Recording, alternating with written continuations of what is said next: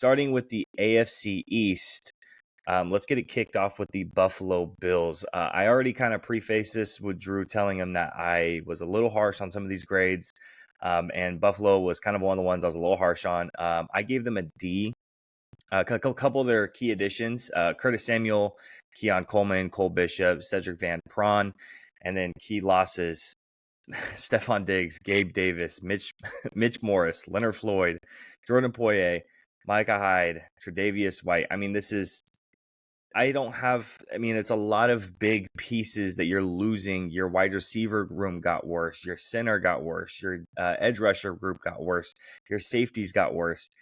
And the people that you're replacing them with are young draft pieces. When I look at key additions for draft grades, I shouldn't see key additions being 90% draft picks. Yes, your draft picks, you want them to make an immediate impact, but to this degree, to try to fill in some big shoes like a Mitch Morris or Jordan Poyer and Micah Hyde and a Stephon Diggs, you're going to have some big issues. So you're getting a D from me for the Buffalo Bills.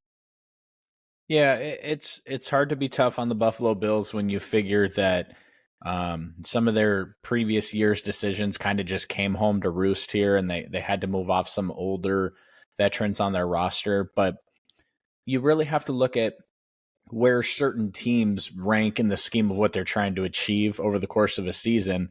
And a team like the Carolina Panthers that aren't ready to compete yet, and what they may get for an offseason grade compared to the Buffalo Bills, who are expecting to compete, who are trying to go up against an emerging Houston Texans team who's trying to go up against the powerhouse and the Chiefs, and they do nothing but slide backwards. It's a D for me. They're big. Their biggest offseason addition is their first round pick, I guess, and Keon Coleman, who wasn't even that highly ranked on my wide receiver board, which doesn't mean that it won't be great. That just means that if you take a wide receiver and he's not highly ranked on my board, then I'm going to penalize you with my grade for your offseason. So you have a superstar quarterback. He's ready to win now. And this is the type of offseason that makes me wonder, at what point does Josh Allen look up and say, hey, what the fuck am I doing here? And can I get out of here? Because you're not supporting me in the way I need to be supported to try to win a championship. So it's a D for me also, one of my lowest grades out of all this. Yeah, I got to do some quick scrambling here because my good friend Jacob here didn't tell me we were going division by division, and I went alphabetical order. So I apologize for that. Bad producing to not give me a heads up there. My bad. So yeah, that's where we're at. Pretty bleak offseason for the Bills. Now I can't sit here and say there's a million things they could have done, but you don't get better. And everyone else around you did. And that's going to be a common theme for my draft grades this offseason, especially for two teams that are featured a lot on this podcast.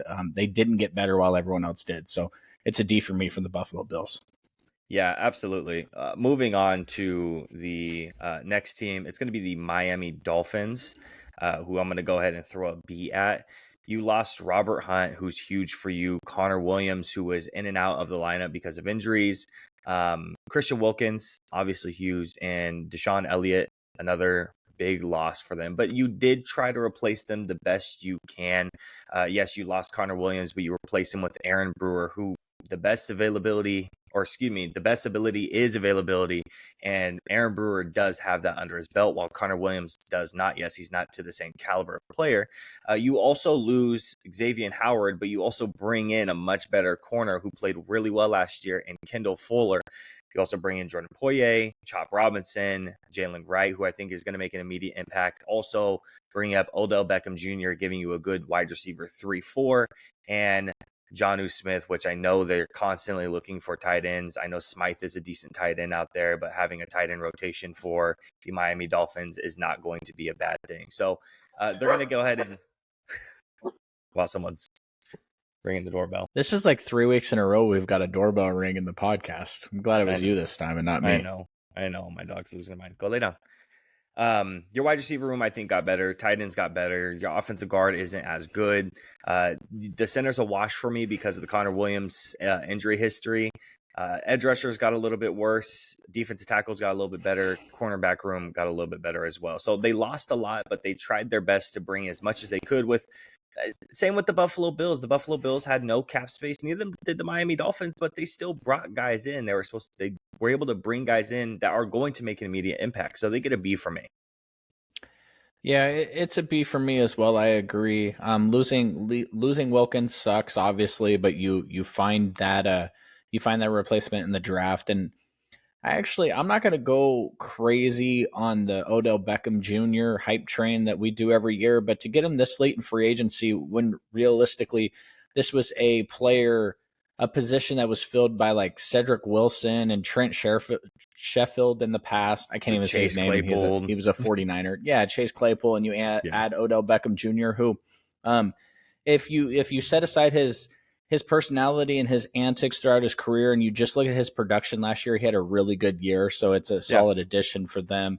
Again, this is the type of grade that you get based off of the cap space that you have, and comparing them to the Buffalo Bills, who had limited opportunity.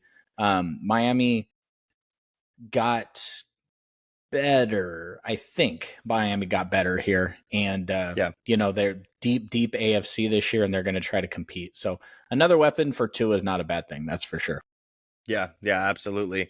Again, I think a lot of people, especially me I think both of us looking at the Miami Dolphins when the free agency grades first came out, it wasn't the highest quality of players, but they really kind of bid their time a little bit. They waited a little bit later. They got kind of the second wave of guys coming in, and I think they got a good haul for the prices as well. The New York Jets is up next. This is going to be another B for me.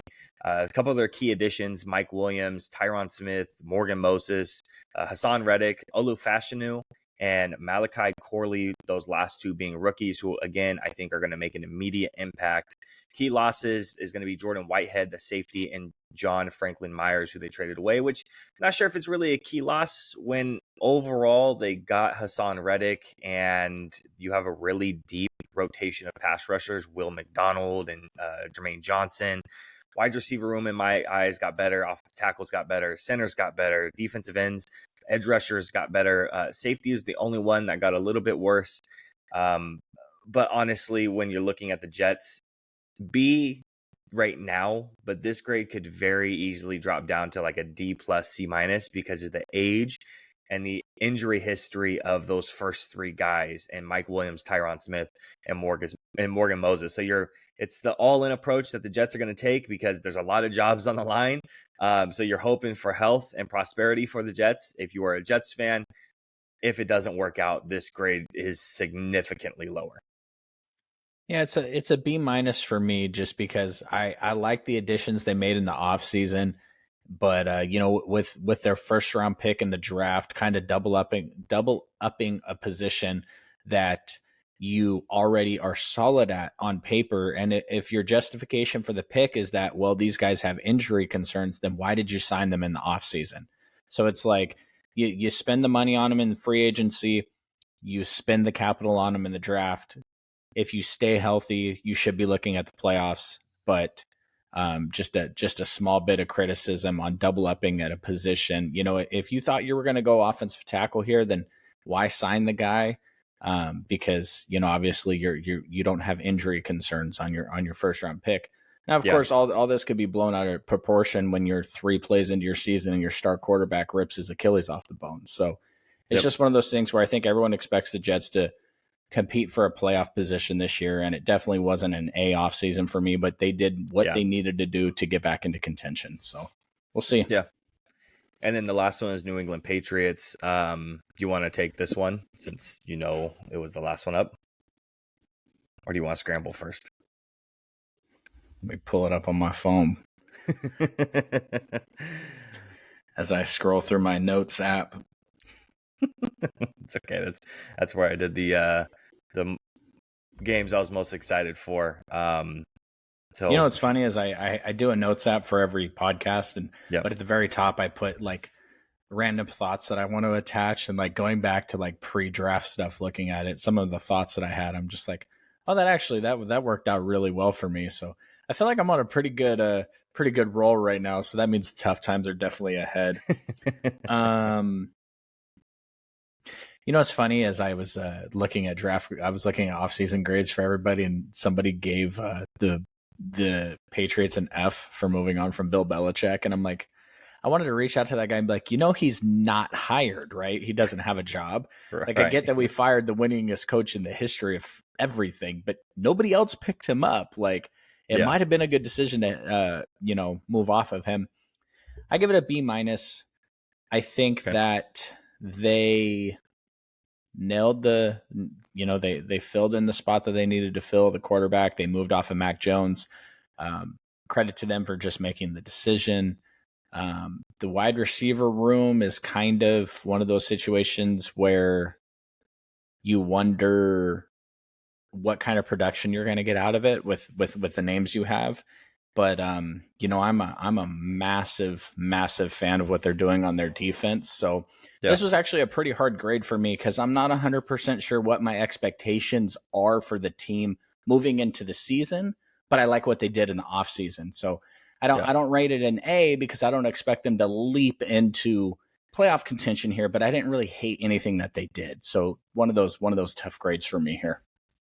Yeah, so this is kind of falling with where I mentioned with the Buffalo Bills when you have a lot of your key additions being draft picks and you have them trying to fill shoes immediately, your grade isn't going to be very high. Now, the difference between New England and Buffalo is New England didn't really have a bunch of key losses. Their number one key loss is going to be Trent Brown, but their key additions are mainly all draft picks.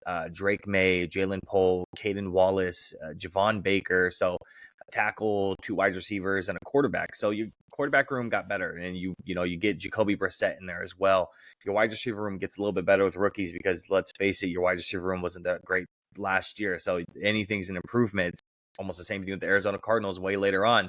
Offensive tackle is really the only group I thought that lost something with Trent Brown, and you're having a rookie try to come in and fill it immediately. So I gave them a C. A lot of the stuff wasn't too like big, and I'm not expecting the biggest thing. Obviously, this is going to be like a very slow rebuild with Drake May and his development and a couple of these young guys and trying to develop them as much as possible. Yeah, their defense is going to be very good. So really not a whole lot of changes you have to do there. But I would have liked to see a little bit more additions around Drake May, around whoever your quarterback was going to be in free agency. And I know you tried to go after Calvin Ridley, and the Titans offered a lot of money for him, and you weren't going to go ahead and chase after that. But I like that you tried. You just didn't quite land there. So I gave him a C just because there wasn't a whole lot of movement there. Again, a lot of the ads are draft picks, and if it's just draft picks, I want something a little bit more than that. Leave it to the Celtics fan for giving a team credit for trying to make a move, but not actually making the move. Hey, man, we're past that shit. Fuck Yeah, off. he's We're gone. past it. We're past it. We're past it. That